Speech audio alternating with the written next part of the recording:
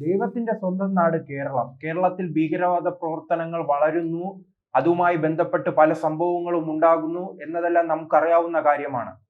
കാരണം പല തീവ്രവാദ ക്യാമ്പുകൾ, അതോടൊപ്പം തന്നെ കേരളത്തിൽ നിന്ന് യുവാക്കൾ പാകിസ്ഥാനിൽ പരിശീലനം നേടി ഇന്ത്യൻ ആർമിക്കെതിരെ പോരാടി അവർ വെടിയേറ്റു മരിക്കുന്നു.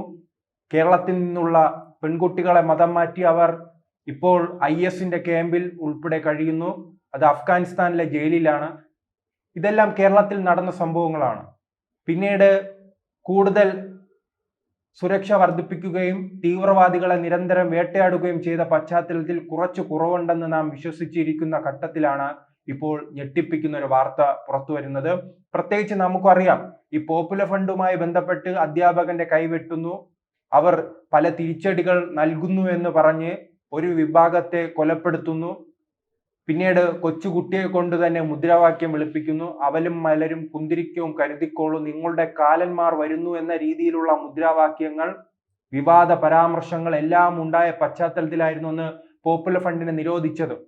നിരോധനത്തിന് പിന്നാലെ തന്നെ കേരളത്തിൽ സമാധാനം എത്തിയെന്ന് നാം ചിന്തിക്കുമ്പോഴാണ് വെഞ്ഞാറമൂട് നിന്നും ഒരു വാർത്ത വരുന്നത്. അത് കേരള സമൂഹത്തെ തന്നെ ഞെട്ടിക്കുന്നതാണ്. പ്രത്യേകിച്ച് IS ഭീകരവാദികൾ കേരളത്തിൽ